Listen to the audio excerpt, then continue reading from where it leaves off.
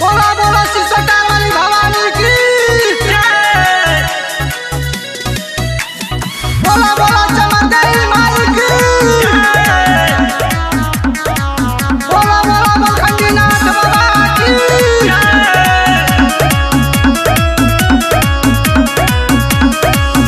सिसकार में बाटे माई चमर गई के स्थान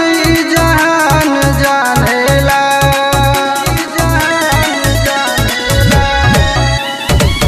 सिसकार में बाटे माई चमर गई के स्थान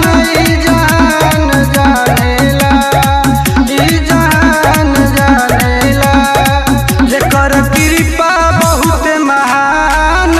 जहान जानेला जेकर कृपा बहुत महान जहान जानेला।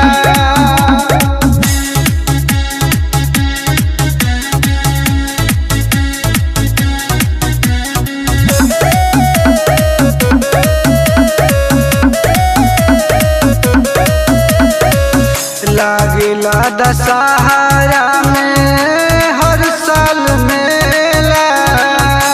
भगतन के भीड़ बड़ी यहाँ रहेला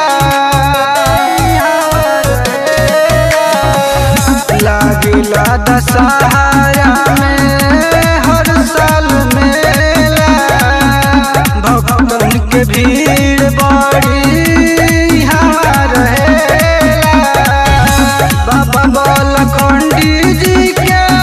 तोरी का बखान जहान जानेला जहान जानेला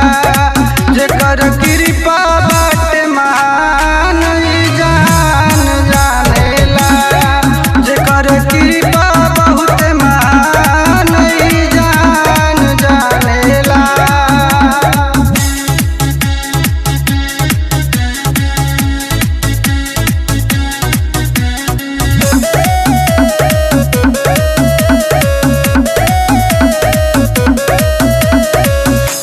माई भवानी